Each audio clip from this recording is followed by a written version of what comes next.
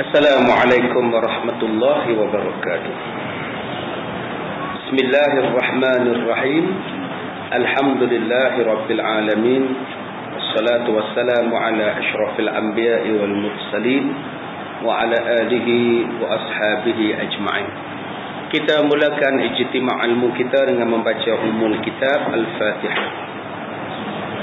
Bismillahirrahmanirrahim. Alhamdulillahirabbil alamin. Arrahmanirrahim. Maliki yaumiddin. Iyyaka na'budu wa iyyaka nasta'in. Ihdinas siratal mustaqim. Siratal ladzina an'amta 'alaihim ghairil maghdubi 'alaihim waladdallin. Kita mulakan majlis kita dengan kitab yang pertama Al-Mu'inul Mubin, jilid yang pertama, muka surat yang ke-22, sunat wuduk.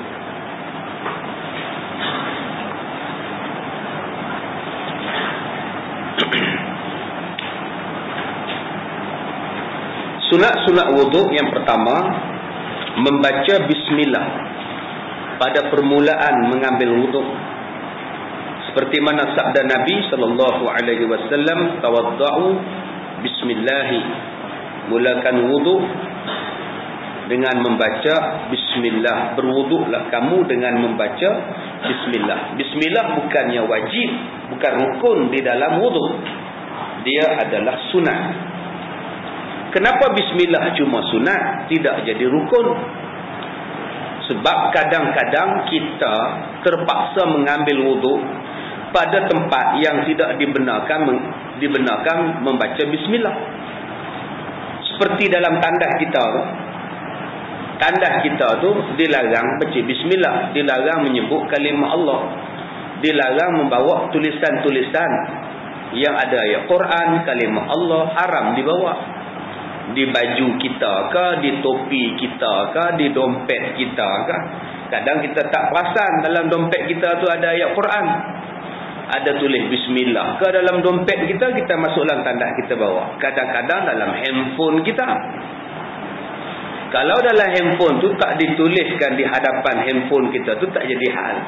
Ni setengahnya ditulis bismillah depan tu dalam handphone tu sebagai muka kata di dalam dia punya depan handphone dia tu, dalam handphone dia tu. Jadi bila ada tulisan-tulisan macam itu, dia bawa masuk dalam tandas, rosaklah, berdosa. Jadi kalau tuan-tuan nak bawa handphone dalam tandas boleh, tapi pastikan tidak ada kalimah-kalimah di hadapan ini yang tertera, perkataan Allah, perkataan ayat Quran dan sebagainya. Baik. Tetapi dibolehkan mengambil wuduk dalam tandas. Tak jadi hal. Bukannya najis pun. Tuan-tuan basuh bekas-bekas najis itu, basuhkan ke semuanya, maka najis itu kita pumpam dah ke mana-mana, dah pergi najis tu dah masuk dalam tangki dah pun. Maka bolehlah mengambil air wuduk di situ. Tetapi tidak dibolehkan membaca bismillah. Sebab itulah bismillah tidak jadi rukun. Kerana ada tempat yang tidak boleh kita membaca bismillah, tetapi dibolehkan mengambil wuduk. Maka kalau tempat boleh baca bismillah, silakan baca. Misalnya di paip air di luar tu, bacalah bismillah. Tapi kalau kita ambil wuduk di dalam tandas misalnya, tak payahlah baca bismillah. Walaupun hukum dia sah ambil wuduk di situ, tapi haram baginya membaca bismillah. Begitu jugalah dengan menjawab salam, memberi salam ketika di dalam tandas itu. Baik. Dan kalau siapa-siapa yang saja-saja tidak mau membaca bismillah, maka terputus keberkatannya. Sesungguhnya tiada wajib membaca bismillah, kerana ayat wuduk yang telah menerangkan akan mewajibkan bismillah, manakala yang sesempurnanya ialah bismillahirrahmanirrahim. Sebutan yang paling sempurnanya ialah bismillahirrahmanirrahim. Kita ambil wuduk, paling sempurna. Dan kata Nabi, siapa-siapa yang tidak membaca bismillah, kullu mri'in zibalin la yubda fihi bismillah bi bismillah fahuwa aqta'un. Barang siapa yang memulakan sesuatu kerja tidak membaca bismillah, maka terputus keberkatannya. Fahuwa aqta', terputus keberkatan. Tetapi ada beberapa benda yang dibuat tanpa perlu membaca bismillah. Seperti perbuatan membasuh najis. Tak ada baca bismillah. Tuan-tuan nak samak taik babi ke apa ke, samak sajalah, tak ada baca bismillah. Nak basuh najis, najis sendiri ke najis anak ke, tak ada baca bismillah. Sebab itu perbuatan yang keji. Ataupun menyapu sampah, tak payah baca bismillah. Hidup mok lantai tu, bismillahirrahmanirrahim, tak payah. Benda yang baik silakan bismillah. Benda yang tak berapa baik, benda yang keji, yang tak sesuai dengan kalimah Allah, maka tiada baca bismillah. Sebab itu dalam surah Bara'atun minallah itu, surah Bara'ah, surah At-Taubah, mana ada bismillah? Sebab diturunkan ketika suasana peperangan, suasana tak ada belah kasih, suasana menumpahkan darah. Maka tak sesuailah diturunkan bismillah ketika keadaan perang huru-hara itu, dengan sifat Allah yang maha pemurah lagi maha penyayang. Sebab itulah bila kita baca Bara'atun minallah ataupun surah At-Taubah, tidak ada bismillah. Terus baca a'udzubillah sampai habis Bara'atun minallah. Bukan semua tempat kena baca bismillah. Apatah lagi benda haram.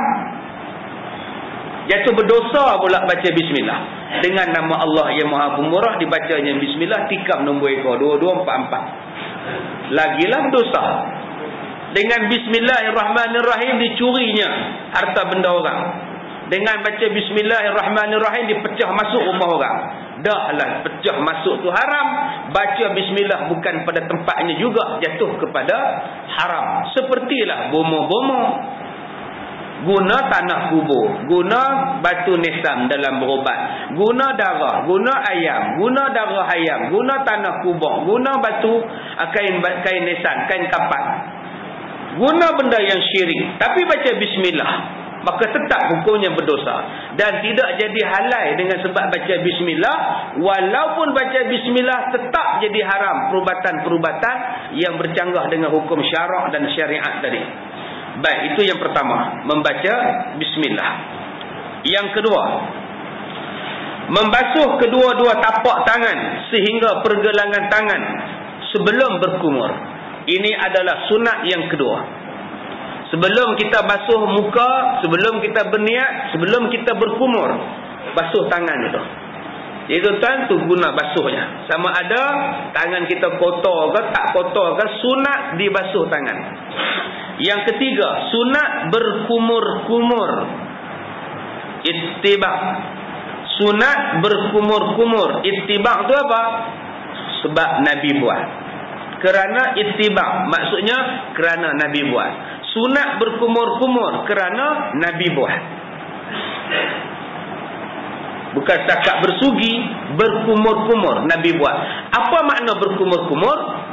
Berkumur-kumur maknanya ialah melari-larikan air di dalam mulut. Macam mana Ustaz melari-larikan air dalam mulut? Tak tahulah tuan-tuan. Tuan-tuan goncanglah air dalam mulut tu. Bukan setakat buang. Bukan. Tuan-tuan kena macam tu lah. Buang. Nak buang tu pula janganlah main lawan siapa jauh. Ni adik-adik kita ni, orang bujang-bujang macam adik-adik kita ni, jenis-jenis remaja ni, lawan. Udah macam lontar peluru pula jauhnya. Jadi buanglah elok. Nabi tak ada main bila nak kubur main sembur orang, tak ada tuan-tuan. Nak buang di bawah kaki kita, buang depan kaki kita. Jangan buang pada kaki orang. Kadang-kadang kita ambil wuduk kubur-kubur, kita saja buang atas kaki orang sebelah. Panas je kaki kawan tu. Kan ada je makan kaki kang ni, kita dah bergaduh pula. Orang sembahyang, mereka duduk bergaduh tempat wuduk. Baik, yang ketiga, yang keempat, memasukkan air ke dalam hidung. Sebab apa buat? Kerana Rasulullah buat. Macam mana cara nak masukkan air dalam hidung? Ambil air, bubuh atas tapak tangan, sedut dan buang balik. Jangan tuan-tuan sedut terus ke atas. Jangan tuan-tuan, mau senak ni, duk lemah ni tuan-tuan, sakit. Sebab tu sunat masuk, buang balik. Bukan sunat ambil paip pergi sembur dalam hidung tu, bukan. Dia ambil, buah dalam tapak tangan, sedut dan buang. Baik. Yang kelima, menghembuskan air daripada hidung. Ma minkum min ahadin yatamammad thumma yastanshik fayastansirul ahrad khataya wajhihi wa khayashimi. Rawahu Muslim. Dan tiada daripada kamu seseorang yang berkumur kemudian memasukkan air ke dalam hidung, maka bila dah rata dihapuskan segala dosa di mukanya dan dosa di hidungnya. Riwayat Imam Muslim. Kelebihan berkumur dan kelebihan memasukkan air ke dalam hidung menghapuskan dosa-dosa kecil yang melibatkan mulut dan dosa-dosa kecil yang melibatkan hidung. Yang keenam, berlebih-lebih air pada keduanya, berkumur-kumur dan memasukkan air ke dalam hidung. Selain daripada orang yang berpuasa, tiada sunat berkumur-kumur dan tiada sunat memasukkan air ke dalam hidung bagi orang berpuasa. Idza tawadda'ta faballigh fil madmadah wal istinsyaq ma lam takun sha'iman. Rawahu At-Qattan wa sahihah. Apabila engkau berwudu, maka hendaklah berlebih-lebih pada berkumur dan memasukkan air ke dalam hidung selama mana kamu tidak berpuasa. Jadi boleh kita berkumur-kumur lebih pun tak apa. Ya, supaya tidak ada bekas-bekas makanan di dalam mulut, supaya tidak ada bau-bauan yang kurang menyelerakan daripada mulut ketika kita bersolat. Yang ketujuh, sunat yang ketujuh, menyapu ke sekalian kepala, melainkan bagi orang yang tidak ada rambut. Tiada sunat menyapu ke sekalian kepala. Bagi orang yang ada rambut, sunat dia sapu wuduk, dia sapu kepala dia daripada depan, pusing ke belakang, daripada belakang ke depan semula. Sunat. Itu cara Rasulullah mengambil wuduk. Ambil, sapu, pusing ke belakang, datang ke depan balik. Itu bagi orang yang ada rambut. Bagi orang yang tak ada rambut, tak adalah sunat buat. Tuan-tuan letak sajalah air di atas kepala kita tu. Baik. Dan katanya di sini keluar menyapu sekalian kepala kerana ittiba' yang diriwayatkan oleh Syaikhani, dan keluar daripada khilaf orang yang diwajibkan dia, iaitu Imam Malik. Satu mazhab dipanggil mazhab Maliki mengatakan wajib menyapu keseluruhan. Itu bagi mazhab Maliki. Tapi bagi tiga lagi mazhab, sunat saja menyapu keseluruhan. Memadai dan sah kalau menyapu mana-mana bahagian kepala. Sah dah. Imam Malik saja yang kata sunat, wajib menyapu sampai ke sekalian kepala. Dalam mazhab lain sunat sahaja. Dalam mazhab lain kata hanya wajib mana-mana anggota daripada kepala, mana-mana bahagian yang dinamakan kepala kena air, sahlah sembahyang, sahlah wuduk. Tapi bagi mazhab Maliki, kesemua kepala ni, kesemua rambut ni kena bagi basah. Baik. Caranya apa? Meletakkan kedua belah tangannya di atas permulaan kepala, dipertemukan jari telunjuk kedua-dua belah dan kedua ibu jarinya diletakkan di atas pelipiknya, kemudian dinyalakan begini, dipasangkan rambut kita begitu, disapukan macam ni. Ini bentuk sunatnya ialah ditemukan jari telunjuk, jari ibu di sini, tuan-tuan ambil. Ini yang sunat buat demi itu. Kemudian selepas ke belakang, datang balik ke arah hadapan. Sunat. Kalau rambut saya panjang, Ustaz, macam mana nak buat? Saya dah kata pada tuan-tuan, ya, Rasulullah sekali rambutnya panjang, tidak melebihi bahu. Sekali, tetapi tidak melebihi bahu. Lain lepas itu, Rasulullah dan sahabat pendekkan rambut supaya senang mandi dan sebagainya. Sekali saja Rasulullah panjang rambutnya, lepas itu Rasulullah potong. Bukan makna sentiasa panjang. Tapi taklah salah tuan-tuan memanjangkan rambut, sehinggalah jangan jadi macam orang perempuan. Bagi laki-laki, haram bagi laki-laki menyimpan rambut serupa dengan perempuan, iaitu dilebihkan rambut lebih daripada bahu, maka hukumnya haram. Kerana itu dipanggil sebagai tasyabbuh, menyerupai orang lain, menyerupai perempuan, maka hukumnya haram. Begitu juga laki-laki berperempuan, haram bagi perempuan membotakkan rambut ataupun menggunting rambutnya seperti laki-laki, melainkan kerana sakit dan sebagainya. Jadi orang perempuan gunting rambut tomboy macam laki-laki, dia potong sebiji macam orang jantan, haram juga. ataupun orang perempuan dibotakkan rambutnya walaupun untuk berlakon, maka tetap haram kerana menyerupai laki-laki. Kalau dia kata, ustaz, suami dia yang suruh, ustaz, suami suruh botak, tak wajib taat lah abang. Haram laki perempuan membotakkan rambut, haram. Saya tak nak taat perintah abang. Jadi jangan taat lah pada benda maksiat. Ustaz, dia kata di rumah je ustaz, kalau keluar pakai tudung juga, tetap tak boleh. Ini bukan masalah di rumah atau di luar, ini masalah hukum. Perempuan dilarang membotakkan rambut. Baik. Kemudian, ini jika sesuatu itu mempunyai rambut yang panjang yang dapat dibalik-balikkan. Yang rambut macam ini pusing ke belakang, naik ke depan balik, itu kalau rambut ada, maka silalah buat. Kalau rambut tak ada, tak payahlah buat. Maka lalu dan balikkan dikira sekali sapu sahaja. Adapun jika rambutnya pendek atau tiada berambut sama sekali, hanyalah dengan sekali lalu pun sudah memadai. Tak payahlah nak ambil ke belakang, pusing balik ke depan. Saya kata dah tadi, ke belakang dan pusing ke depan balik itu hanya untuk orang yang rambut ada rambut. Tambah kalau rambut dia lebat macam Syahrus Khan. Silap lah, macam Datuk Syahrus Khan. Ya, tu rambut dia tebal tu. Jadi kena pusing ke belakang, datang balik ke depan. Kalau setakat rambut kita macam Mawi tu, memadai sapu lah, cukup lah. Rambut pendek jenis Mawi ni. Baik, habis. Yang keenam, tertib pada sekalian wuduk. Niat dulu, muka, tangan, kepala, kaki. Tertib. Jangan kaki dulu, baru muka. Itu tak tertib. Hukumnya tidak sah wuduk. Baik. Iaitu sebagaimana yang disebutkan kerana ittiba, diriwayatkan oleh Imam Muslim, sabda Nabi, ibda'u bima bada Allahu bih. Artinya, mulakanlah dengan barang yang dimulakan oleh Allah, dengan riwayat An-Nasa'i yang maksudnya mengandungi bagi wuduk. Jadi ikut apa yang Nabi buat, ikut apa yang Rasulullah buat, maka dipanggil sebagai ittiba. Sekalipun hadisnya didatangkan pada masalah di sini di antara Safa dan Marwah misalnya.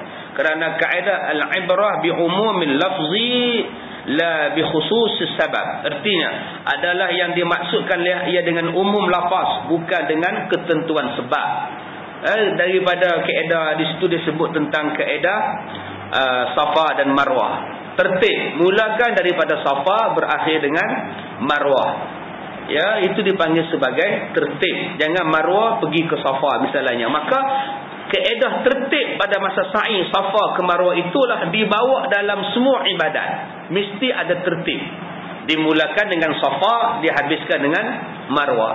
Dimulakan dengan niat, disudahi dengan membasuh kaki. Maka itu dipanggil sebagai tertib. Tidak sah Safa, tidak sah sa'i kalau tidak ikut peraturan. Tertib. Begitulah dikiaskan dalam mana-mana ibadat. Mesti buat secara tertib, ikut peraturan. Maka ada orang bertanya pada saya, ustaz, kalau ustaz fikirkan semayang, rukun semayang 13, awal-awal rukun ialah niat, kemudian berdiri tegak, kemudian takbiratul ihram. Sedangkan ustaz, kalau ikutkan berdiri tegak dulu baru niat. Kenapa niat nombor satu? Cuba tuan-tuan ingat balik, nak semayang. Bukankah kita berdiri tegak dulu baru angkat takbir? Bukankah berdiri tegak dulu masa itu baru niat? Kenapa niat letak awal-awal ustaz? Yang ni yang kita kena faham. Kenapa niat letak awal-awal dalam rukun semayang? Sebab niat itu dipakai pada semua semayang. Semua semayang perlu kepada niat. Semua semayang wajib kepada niat. Semayang sunat, semayang musafir, semayang fardu, semua kepada niat. Tetapi bukan semua semayang perlukan berdiri tegak. Bukan semua semayang perlukan berdiri tegak. Kadang-kadang dia terpaksa duduk. Walaupun dia terpaksa duduk, dia tetap kena niat. Kadang-kadang dia terpaksa berbaring. Walaupun berbaring, tetap kena niat.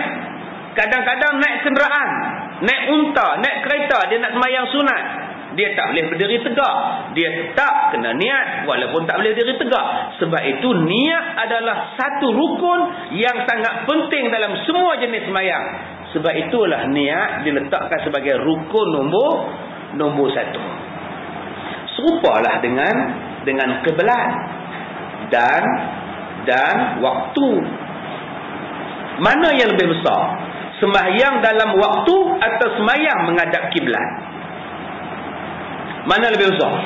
Sembahyang dalam waktu sembahyang atau sembahyang menghadap kiblat? Sembahyang dalam waktulah besar. Mana boleh contoh sembahyang zuhur sekarang? Duduk dalam hutan tengok jam pukul 2, pukul 9.30. Aku nak sembahyang zuhur. Mana boleh masuk lagi? Zuhur pukul 2 petang boleh lah kita sembahyang. 1.32 petang boleh sembahyang. Sekarang pukul 9. Tetapi kalau duduk dalam hutan, dah pukul 1.40, zuhur dah masuk. Di mana kiblat ya? Entah. Kamu tak ingat mana kiblat masuk matahari tadi? Entahlah, aku nampak gelap macam ni, hutan banat, mana nampak matahari? Aku masuk tadi sana matahari, mungkin kiblatnya sana. Kamu yakin ni? Aku yakin belah sana. Allahu Akbar, dia pun sembahyang. Kawan-kawan dia pula kata, mana belah sana? Belah situ tu. Aku suka kamu lah, kamu sembahyang belah situ, aku sembahyang belah sana. Seorang sana, seorang sini. Hukumnya sah sembahyang dua-dua tu. Kerana dua-duanya yakin kiblat dia betul. Sembahyang dua-dua sah. Tetapi kalau dua-dua sembahyang pukul 11 pagi, dua-dua tak sah. Walaupun kiblatnya betul, sebab masanya tak betul. Walaupun kiblatnya betul. Tetapi kalau kiblatnya tak betul, masanya betul, dan dia yakin kiblat itu betul kiblat dia, tetap sah hukum dia. Kalau dia berijtihad itu adalah kiblat yang betul, dan dia yakin walaupun tak betul. Sebab itulah keletakan tentang masuknya waktu itu lebih penting daripada meletakkan kiblat. Begitu jugalah dalam bab niat dengan berdiri tegak. Niat mesti dalam semua sembahyang. Berdiri tegak belum tentu lagi. Ada yang tak boleh berdiri tegak, ada yang berdiri dalam keadaan tak tetap, ada yang duduk dan sebagainya. Sebab itulah berdiri tegak diletakkan sebagai rukun nombor 2, nombor 1 diletakkan sebagai niat. Baik. Maka sekalipun jikalau minta tolong seseorang dengan 4 orang sekalipun untuk membasuh anggotanya dengan sekaligus dan berniat ia, maka hasillah baginya membasuh muka saja. Mesti dengan tertib, ya. Ya. Oh, yang ke-8. Oh, 8 boleh baca. Minta maaf. Silap saya. Baik ya. Ini dia. Yang ke-8. Mana tadi? Baik. Nombor 8. Menyapu kedua-dua belah telinga, di dalam dan di luar. Anna Nabi sallallahu alaihi wasallam masah ni maknanya kita panggil apa yang menyapu. Orang putih panggil masaj, mengurut. Masaha bi ra'sihi wa aznihi zahirihima wa batanihima. Rawahu At-Tirmizi. Artinya menyapu ia akan kepalanya dan kedua belah telinganya di dalam dan di luar. Sunat. Ambil 2 jari macam ini, satu di dalam. Masuk ke dalam, naik ke atas dan turun balik ke bawah. Itu cara sunat basuh telinga. Bukan macam ini. Ada setengah orang ambil wuduk, macam itu dia basuh telinga dia. Tak dapat sunat. Sunatnya apa? Luar dan dalam. Luar ibu jari, dalam jari telunjuk. Macam ini. Naik ke atas, turun balik. Itu cara sunat. Boleh buat dua-dua serentak. Dua-dua telinga serentak boleh. Tak adalah tuan-tuan nak ambil kanan dulu 3 kali, baru kiri 3 kali, tak ada. Basuh tangan sunat kanan dulu, kemudian baru kiri. Basuh kaki sunat kanan dulu, kemudian kiri, kaki kiri. Tapi basuh telinga dua-dua sekali serentak pun tak apa. tak ada jadi masalah. Cuma yang sunatnya ialah tuan-tuan ambil dua jari, naik ke atas dan turunkan ke bawah semula. Itu cara sunat mengambil, membasuh telinga. Yang kesembilan, menyelati janggut yang tebal. Bagi orang yang janggut nipis macam saya ni, wajib bila basuh muka, bahagian bawah janggut ni mesti kena air. Mesti kena air. Bagi tuan-tuan yang janggutnya tebal, tak boleh nak bagi basah lah tuan-tuan, macam itu sunat.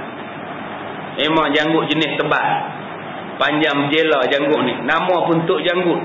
Jadi nak ambil tu seksa sikit, maka tuan-tuan boleh menyelati janggut yang tebal, jambang yang tebal ini. Baik, yang ke-10, menyelati anak-anak jarinya, iaitu diselang-selikan anak-anak jari kedua-dua belah tangan dan kedua-dua belah kaki, dimulai dengan menyelati jari kelingking yang sebelah kanan, kemudian disudahi dengan jari kelingking sebelah kiri. Sunat. Sebelum kita ambil wuduk tu, kita basuh. Masa kita ambil wuduk pun kita basuh. Dimulakan dengan kelingking kiri, kelingking kanan, dan dihabiskan dengan kelingking tangan kiri. Celah kuku. Tambah tuan-tuan yang kuku panjang, yang duk simpan kuku panjang, jadi kegemaran dia. Dia tengok Hindu paria duk simpan kuku panjang, dia pun simpan juga. Dia minat Hindu buat. Orang kita ni apa orang buat semua kita tiru. Hak Nabi buat tak mau tiru. Orang putih buat kita tiru, Cina buat kita tiru, orang putih buat tattoo, kita pun buat tattoo. Orang Hindu pakai gelang oren di tangan, kita pun pakai gelang oren di tangan. Semua nak tiru. Orang putih pakai rantai, orang Melayu pakai rantai, semua nak buat. Orang homoseks pakai subang belah kiri, kita pakai subang belah kiri. Lembu subsidi pakai subang sebelah, kita pakai subang sebelah. Semua nak tiru belakang. Yang Nabi buat tak nak tiru, yang orang kafir buat sibuk nak tiru. Orang putih buat permainan bola tanpa pantai, kita pun bola tanpa pantai. Main pakai sependa je main bola tanpa pantai. Semua nak tiru. Kita pelik tengok orang Malaysia ni tuan-tuan. Ya, perangai kita ni sampai tak ada budaya. Mai kumpulan indie, kita pun indie. Mai kumpulan underground, kita pun underground. Heran tengok, tak ada satu benda yang nak dipegang. Bangsa yang hebat ialah bangsa yang menjadi ikutan orang lain. Bangsa yang tak hebat ialah bangsa yang suka ikut benda lain, meninggalkan apa yang menjadi kebanggaan pada dia. Kita dah ada kebanggaan kita, iaitu Islam. Kita dah ada role model kita, iaitu Rasulullah. Tapi orang tidak mau ambil yang ini. Orang nak tiru benda lain. Datang akademi, kita pun buat fantasi sia-sia. Ya, datang Malaysian American Idol, kita pun buat Malaysian Idol juga. Tiru saja. Semuanya nak tiru. Baik, yang ke-11, mendahului kanan daripada yang kiri, sunat. Mandi mayat, sunat mendahulukan kanan, baru kiri. Mandi junub, sunat mandikan belah kanan, baru kiri. Begitu juga kalau kita nak serve makan orang, pun sunat mengkanankan dulu. Saya ni Khalifah Yasin, baca doa semua, amin. Baru orang nak order, nak hantar makan pada saya. Mula-mula orang tu dapat dulu. Yang jadi ketua tu dapat dulu makanan. Selepas tu siapa dia? Yang sebelah kanan, sebelah kanan, sebelah kanan, sebelah kanan, sebelah kanan. Barulah sampai yang sebelah kiri. Jadi tuan-tuan kalau nak dapat makan, duduk sebelah khalifah, belah kanan. Jangan duduk sebelah kiri, lambat sampai. Dia suka mengkanan-kanan-kanankan dulu. Itu kalau nak buat kerja. Dalam bab untuk bapa dengan anak-anak dia, yang sunatnya dahulu diberikan pada yang perempuan. Istimewa pula kalau perempuan tu masih kecil. Abang 8 tahun, adik 8 bulan, adik dulu dapat. Abang 8 tahun, adik perempuan 6 tahun, adik perempuan dulu dapat. Itu kaedahnya begitu pula. Ya, kasih sayang letak di situ, keutamaan letak pada yang kecil, yang perempuan ataupun yang kecil. Baik, yang ke-12, membasuh 3 kali melainkan menyapu kepala. Diriwayatkan daripada Ibnu Hayy katanya, ra'aitu Alayya radhiyallahu anhu tawadda fa ghasala kaffayhi hatta anqahuma thumma madmadi salasan wastanshaqa salasan wa ghasala wajhahu salasan wa zira'aihi salasan wa masaha bi ra'sihi marrah thumma ghasala qaddamaihi ila al-ka'baini thumma qala ahbabtu an uriikum kaifa kana tuhur Rasulullah sallallahu alaihi wasallam. Artinya, saya melihat Ali radhiyallahu an berwudu, maka dia membasuh akan kedua belah tapak tangannya sehingga bersih kedua-duanya. Selepas basuh tangan, Sayyidina Ali berkumur 3 kali, mengisap air ke hidung 3 kali, membasuh muka 3 kali, membasuh kedua siku 3 kali, menyapu kepala sekali. Mai basuh kepala pula sekali, basuh kedua kaki sampai kedua mata kaki. Kemudian beliau berkata, aku tunjukkan kepada kamu cara-cara berwudu Rasulullah sallallahu alaihi wasallam. Ni cerita kalau banyak air lah. Kalau air tinggal sebotol macam ini, tak payahlah buat 3 kali, memadai sekali sudah. Ni hak kita baca ni kalau air mencukupi. Kalau air pun tinggal 2, 3, 4 botol ya, air pun tinggal sikit, kalau aku basuh 3 kali, tak sampai ke kaki aku wuduk, haram pula kerana tak mencukupkan. Serupalah dalam rumah kita, kemarau dah 6 bulan, dalam rumah tinggal banyak ni lah air. Ni lah nak kongsi dengan anak, ni lah nak kongsi suami, pak nak minum. Tiba-tiba pak ambil sebotol ni, isteri tanya, nak buat apa air tu abang? Nak wuduk. Habis tu kalau abang wuduk, apa kita nak minum? Minum dengan semayang mana penting? Tanya suami kat isteri. Semayang lah. Habis tu nak wuduk pula kan? Tapi kalau kita dah mati, macam mana nak wuduk abang? Wajib dia ambil minuman. Ya, ni untuk minum. Abang nak wuduk, ganti dengan tayamum. Sebab tu dia ada pilihan.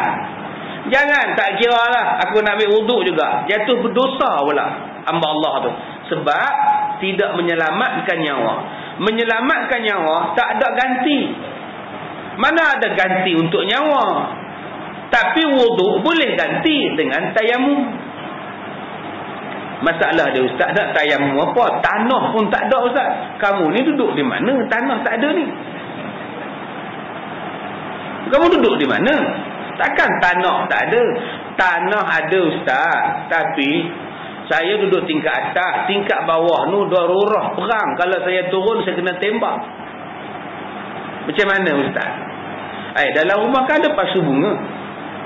Pasu bunga itulah kamu tumbuk, jadikan dia sebagai debu.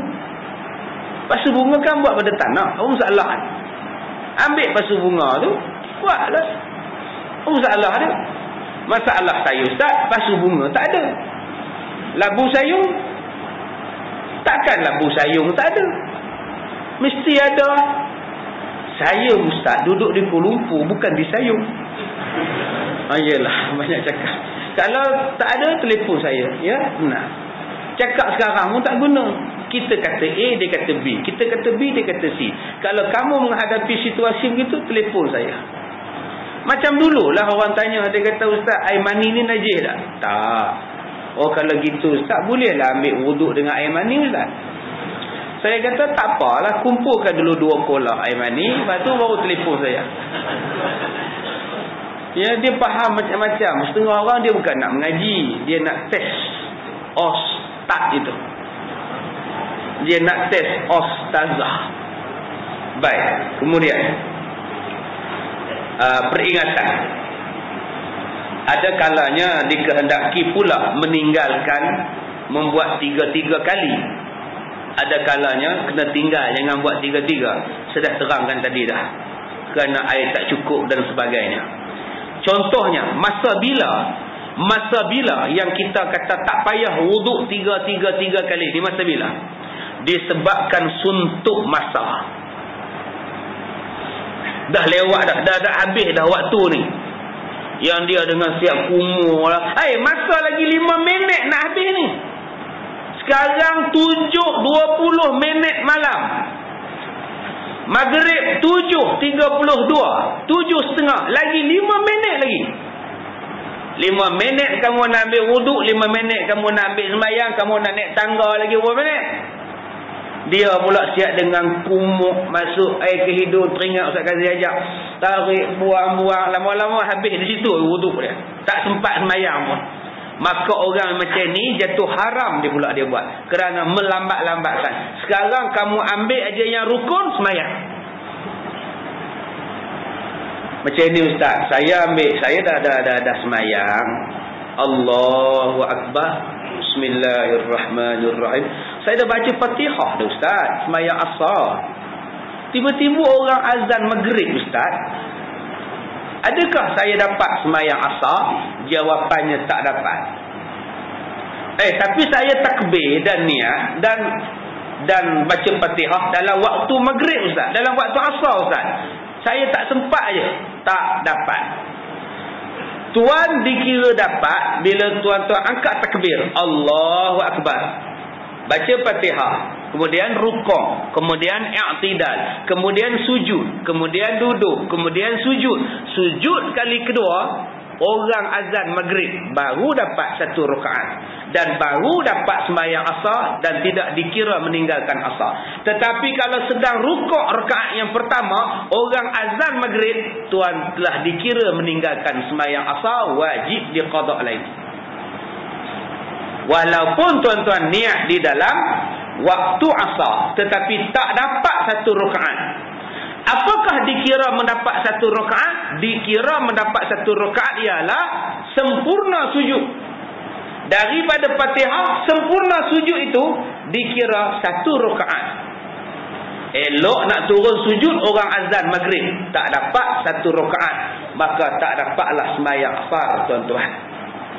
Nabi kata siapa yang menangguh-nangguhkan sembahyang asar sampailah matahari bertanduk, setan bertanduk, maka sembahyangnya itu adalah sembahyang munafik. Tuan-tuan ni banyak yang telefon saya. Dia kata, Ustaz, saya ni balik kerja memang jam Ustaz. Jadi sembahyang asar kadang-kadang lambat Ustaz. Dah tahu jam, buatlah di ofis. Bawalah roti siap-siap. Dah tahu jam kereta. Kenapa tak sembahyang di ofis siap-siap? Sembahyanglah sekarang asar 4.45, 4.50. Sembahyang dulu baru balik kerja. Dia kata, Ustaz, saya balik pukul 5. Baliklah apalah Ustaz. Jadi jam Ustaz pukul 7 baru sampai Ustaz. Dah tahu tiap-tiap hari macam itu. Kenapa tak buat siap-siap di pejabat, di tempat kerja? Apa masalah? Kita dah tahu dah jawapan dia. Aku asal balik ni mesti sesak. Asal sesak ni aku baliklah. Kalau dah tahu itu masalah kita sebagai satu rutin, solat siap-siap di pejabat. Lepas tu nak sesak lah. Tidak ada excuse dah untuk itu. Okey Ustaz, itu saya tahu kita akan sesak. Masalah saya tak tahu sesak. Tiba-tiba sesak Ustaz. Saya orang luar datang ke Kuala Lumpur nak pergi rumah anak. Saya tak tahu pun jalan tu jam Ustaz. Saya masuk jam. Sekarang dah pukul 5. Saya bawa kereta 5.30 pun jam lagi. 6 pun jam lagi. 6.30 pun jam lagi Ustaz. Asar dah lebih. Pukul 7 pun jam lagi Ustaz. Macam mana Ustaz? Kan tu Haji Musafir. Kenapa tak buat siap-siap sembahyang jamak dan qasar? Kenapa tak buat jamak tadi dekat Berang, dekat Tanjung Malim ke apa ke? Ustaz, kita sekarang ni masjid banyak. Buat apa nak jamak-jamak? Sebabnya boleh jamak sebab kita tak tahu apa benda yang depan kita. Itulah sebab boleh jamak. Kan jam tu Ya, tak sangka nak jam Ustaz. Kalaulah saya tahu jam, saya buat jamak tadi Ustaz. Sebab itulah buat je, tak payahlah fikir jam ke tidak. Asalkan musafir jamak, kan senang. Ada je jawapan untuk Islam tuan-tuan. Macam tuan-tuan nak pergi Pulau Pinang kemarin, semalam. Tu dia keren terbalik. Kepala keren tu duduk di atas. Driver tengok di bawah zayuk je. Dia tak boleh nak imbang keren dengan kepala lori tu.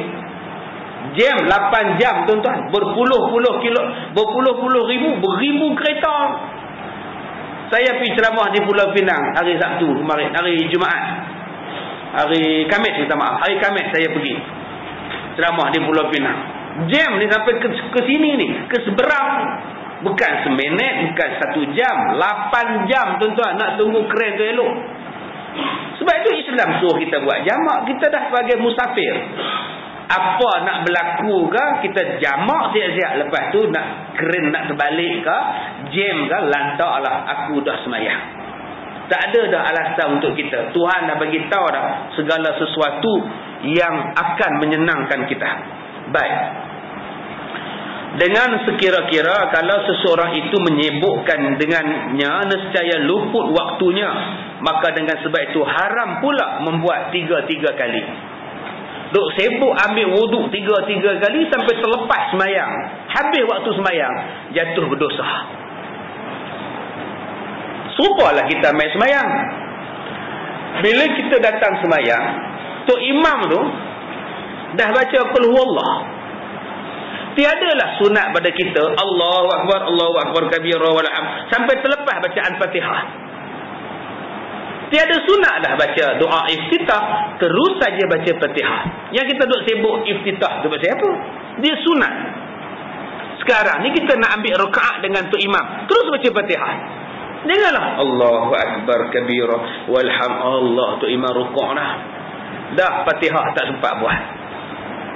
Tuan-tuan rujuk di dalam kitab Bahrul Mazi jilid yang kedua, bab mengqadakkan sembahyang. Bab mengqadakkan sembahyang.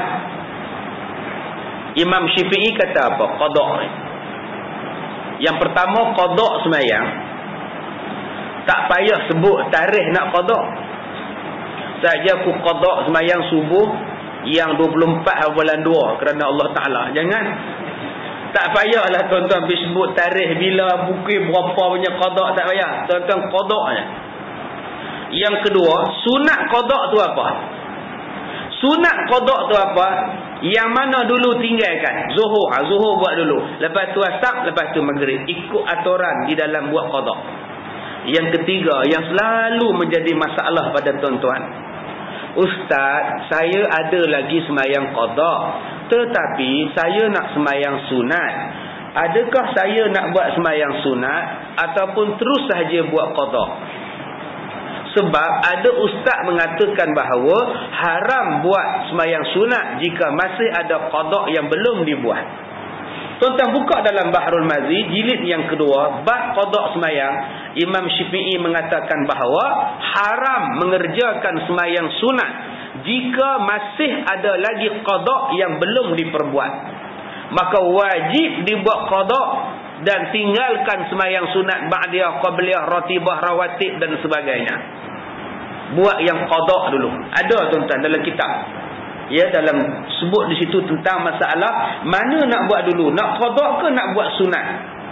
Kata Imam Syafi'i, kalau semayang rawatib, semayang duha, semayang yang tiap-tiap hari ni boleh buat.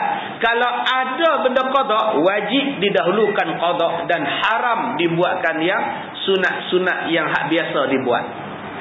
Untuk semayang tarawih, semayang tarawih ni setahun sekali baru jumpa, maka boleh digile-gilekan antara tarawih dan qadak. Buat tarawih 8, buat qadak lepas itu. Tetapi untuk semayang ratibah, semayang rawatib, 2 sebelum 2 selepas, lebih afdal dan lebih wajib dibuat qadak. Ini banyak orang yang duk soal pada saya tentang masalah nak qadak dengan nak buat sunat. Baik. Kemudian begitu juga kalau dikehendaki air itu yang selebihnya untuk melepaskan dahaga, yang boleh mencukupkan untuk diminum kalau dengan sekali basuh saja, maka juga hukumnya haram dibuat 3 kali. Saya dah kata dah tadi, air ni untuk minum aja. Yang abang ambil wuduk pasal apa? Dia kata, ustaz, boleh juga kita ambil wuduk, tapi suruhlah isteri tak ada air tu, nak minumlah lepas itu. Oh, ada juga dia tak faham, dia nak buat juga wuduk. Apa salahnya ustaz? Saya ambil wuduk, saya simpan dalam besen. Besen saya tak ada. Lepas saya ambil wuduk, anak-anak nak minum boleh lah. Jadi serba guna lah ustaz. Multi level marketing lah tu ustaz. Tak boleh juga. Apa tak boleh ustaz? Bekas wuduk bukannya najis, terpulang. Allah dah bagi dah pilihan. Kamu boleh tayamum. Kenapa tak buat pilihan? Ada orang tanya pada saya, dia kata ustaz, Islam ni satu agama yang mudah. Soalan saya, tak mana mudahnya? Tak mana mudahnya ustaz? Di mana yang kata mudahnya? Kalau sakit pun kena semayang. Kalau itu pun kena juga. Sebab kita ni hamba. Hamba mesti ada tanda. Tandanya taat. Kemudahan yang Allah bagi ialah tak boleh buat macam ini, kamu buat macam ini. Tak boleh macam ini, kamu buat macam ini. Senang. Bukan mesti satu benda kena buat.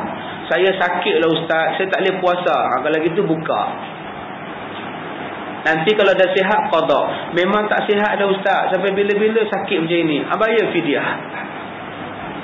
Senang lah bayar fidyah. Fidyah nak bayar dengan apa ustaz? Duit tak ada. Kan makcik dapat zakat. Bayarlah fidyah. Kalau makcik tak dapat zakat ustaz, anak-anak makcik ada tak? Suruh anak-anak makcik bayarkan. Apa masalahnya? Masalahnya ustaz, mana demo nak bayar ustaz? Demo pun semekin juga ustaz. Suruh demo qadakkan. Senangnya tuan-tuan. Nanti makcik mati ke apa ke, demo qadakkanlah makcik. Senang. Ada banyak pilihan. Macam makcik ni ustaz, duit tak ada nak pergi haji ustaz. Asal simpan habis, asal habis simpan. Elok nak cukup, udah sakit pula. Tapi sekarang tak ada hajat pergi haji ustaz.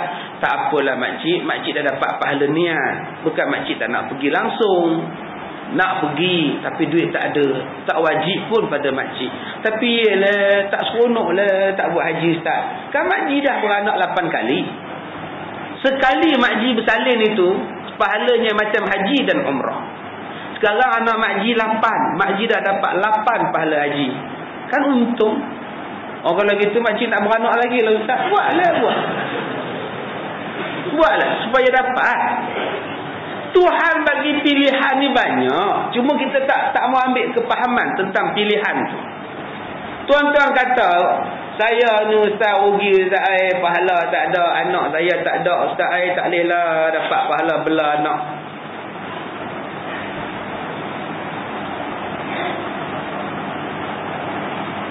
Kereta rosak pula dah kan, kuih dan pelak rosak. Sebab itulah enjin bergegar. Kenapa tu ringgit? Baik ya, patut bergegar kereta saya ni. Baik. So dia pergi cek tadi, rupanya kuil dia rosak. Kuil tu apa? Nah. Baik, jadi tuan-tuan, pilihan yang Tuhan bagi ni banyak. Cuma cara nak dapat tu berbeza-beza. Pahalanya serupa je ke? Pahala sama, cara nak dapat tu berbeza. Jangan kata Tuhan ni tak adil pula. Seronok orang lelaki ustaz kan dapat pahala sembahyang Jumaat. Macam kami kau ibu tak ada pahala Jumaat ustaz. Datanglah sembahyang. Bukan tak wajib pada kami. Kalau lapang tempat untuk orang perempuan, datanglah makcik. Tak ada larang perempuan sembahyang Jumaat. Tapi tak seronoklah ustaz nak berebut-rebut dengan orang jantan ustaz. Kalau gitu duduk di rumah. Tapi itulah macam makcik kata tadi, tak adalah pahala Jumaat. Ada makji masak untuk suami makji yang datang sembahyang Jumaat. Pahalanya macam makji datang sembahyang Jumaat. Oh iya ke? Masalahnya ustaz, makji tak ada suami, kahwin. Ya Allah. Kan senang. Susah sangat. Semua pahalanya sama. Cara nak dapatnya mengikut kepada keadaan tuan-tuan, keadaan diri kita masing-masing. Itulah maksud Islam tu senang. Kalau kita tak ada anak, kita bela anak yatim. Saya tak nak ustaz anak yatim duduk di rumah saya ustaz. Tak larat ustaz. Bela anak yatim yang duduk di pusat jagaan anak-anak yatim. Tak perlu mereka duduk di rumah kita. Tiap-tiap bulan 500 bagi dekat 2-3 budak. Ni 3 orang ni saya tanggung sepanjang mereka duduk di sini. Itu macam bela anak sendiri lah tu. Islam bagi sama je tuan-tuan. Ustaz, saya tidak ada mak ustaz. Macam mana saya nak buat pahala menjaga dan memelihara ibu ustaz? Pelihara ibu saudara, kakak mak, adik mak. Masalahnya ustaz, mak saya anak tunggal, memang tak ada adik-beradik. Kalau begitu, jaga dan hormat dan kasih pada kawan ibu kamu, kawan mak yang masih hidup. Buat baik pada kawan mak yang masih hidup. Masalah dia ustaz, mak saya tak ada kawan. Oh, mak kamu tazan lah, memang duduk lautan, tak ada kawan. Buat baik dengan cita. Nah, baik, itu makna Islam tu mudah. Mudah, seronok ustaz dia datang mengaji ustaz. Saya tak boleh datang ustaz, saya khojir ustaz. Kalau gitu akak suka pada orang yang belajar, akak dapat pahala ilmu. Tak boleh datang mengaji, akak suka pun jadilah. Kalau akak tak nak datang mengaji, akak jadi pendengar pun jadilah. Suruh dia orang rakam, suruh dia orang rakam, dapatlah jawapan. Kalau rakam tak boleh, tuan-tuan hanya suka saja. Duduk di rumah mengendap pun tingkap dia orang mengaji seronoknya, dia orang mengaji. Kalau lah aku sihat, aku pun nak datang, dapat pahala mengaji. Jadi kalau tuan-tuan nak dapat pahala dengan tak payah datang mengaji, minta-mintalah sakit. Ya, insya-Allah dapat pahala senang. Baik, Nabi bersabda, darul mafasid muqaddamun ala jalabil masalih. Itu kaedah usul fiqh. Artinya menolak segala kerosakan didahulukan di atas segala mendatangkan kebaikan. Darul mafasid, tolak keburukan, muqaddam ala jalabil masalih, itu lebih baik didahulukan daripada membuat kebajikan. Menolak keburukan itulah lebih awal, lebih baik daripada mendatangkan segala kebaikan. Tolak dulu benda yang rosak, tolak dulu benda yang tak baik sebelum kita buat benda baik. Itu lagi bagus. Banyak orang yang datang buat baik, tetapi dia tak menolak kemudaratan yang datang pada diri dia, yang datang pada masyarakat dan sebagainya. Ustaz, saya tak boleh kena air ustaz. Kalau kena air, habis kulit saya lagi merebak, alergi rosaknya ustaz. Kalau gitu jangan bagi kena air, kamu guna tayamum.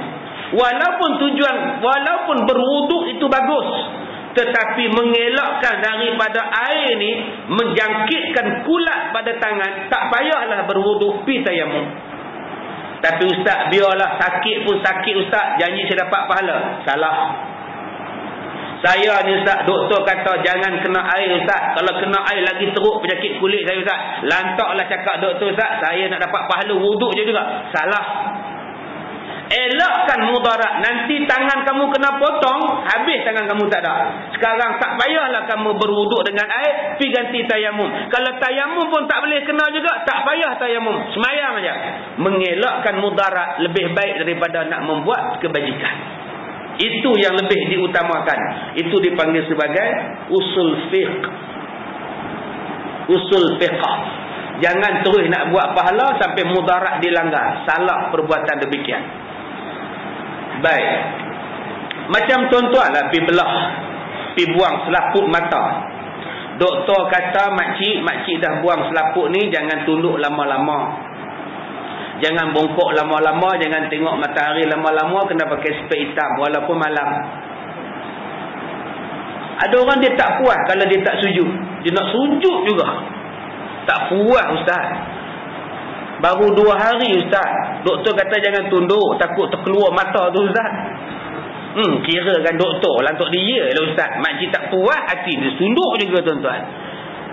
Yang ni tak betul usul fiqahnya. Dah doktor kata jangan, memadailah kamu tunduk sikit saja. Tapi janganlah dah sebulan tak mau tunduk-tunduk lagi. Tanya pada doktor betul-betul, sebenar-benarnya doktor, berapa lama makcik tak boleh tunduk yang macam sujud tu doktor? Ini sampai dah 2 tahun gitu. Apa makcik? Selaput kata dia. Makcik buat operate bila? 2007. Lamanya. Ada beberapa hari je yang tak boleh tunduk betul-betul. Tapi setengah orang dia tak puas hati, dia nak tunduk juga. Dia kata tak puas ustaz. Nak tunduk juga, nak sujud juga. Akhirnya rosak mata dia, langsung buta. Lah nama dia Kasimah Selamat. Ya, pasal dia perempuan, dia ada marbutah di belakang, tak ni ke apa kan. Kasimah, kalau hak laki-laki Kasim Selamat.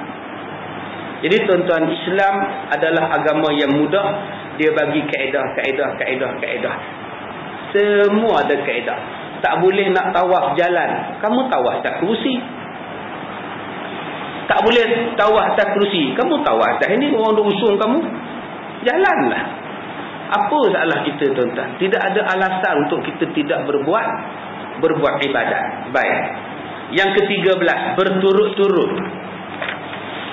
Di antara segala anggota pada bersuci, dengan sekira-kiranya tiada kering yang pertama sebelum masuk kepada yang kedua.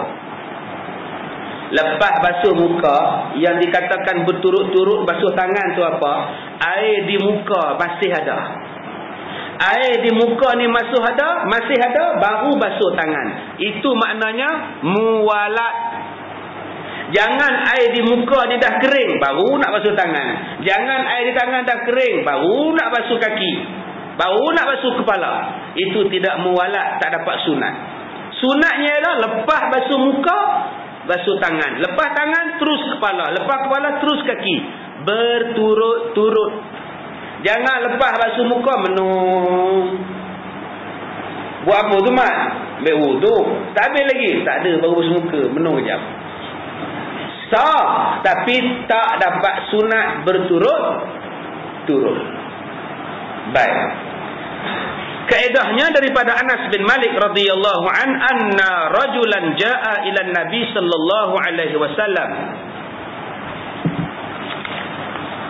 wa qad tawaddaa wa taraka ala zahri qadamaihi mithla ma mawdi'an zufr faqala lahu irji fa ahsin wudu'ak. Artinya bahwasanya seorang laki-laki datang kepada Nabi sallallahu alaihi wasallam dan sesungguhnya telah berwuduk ia dan ditinggalkan atas belakang kakinya seperti tempat kuku. Maka sabda Nabi, ulang semula wuduk kamu dan elokkan wuduk kamu. Riwayat Imam Ahmad dan Abu Daud. Disuruhnya dengan perkataan mengelokkan, bukan semata-mata disuruhnya mengulang, dan mengelokkan itu berhasil dengan mengasingkan membasuh itu anggota. Jadi Nabi kata, pergi ulang balik bahagian kamu tak kena. Menyuruh ulang tu maksudnya ialah menyuruh basuh elok-elok, menyuruh buat elok-elok. Sebab ada orang bila basuh kaki masa ambil wuduk, dia main basuh gitu aja. Tapak kaki tak kena, tumit tak kena. Pastikan tapak kaki kena, belakang tumit kena. Saya sebut pada tuan-tuan, dua anggota yang menyebabkan kita senang masuk neraka. Yang pertama lidah. Lidah ni nak cakap tak tentu halah. Yang kedua ialah tumit kaki yang membawa ke neraka, sebab dibasuh dalam keadaan tidak sempurna ketika berwuduk. Baik, tandakan di situ. Habislah. Baik, ada apa-apa soalan? Boleh ya? Baik, minta maaf jika terkasar bahasa. Wabillahi taufiq wal hidayah. Assalamualaikum warahmatullahi wabarakatuh.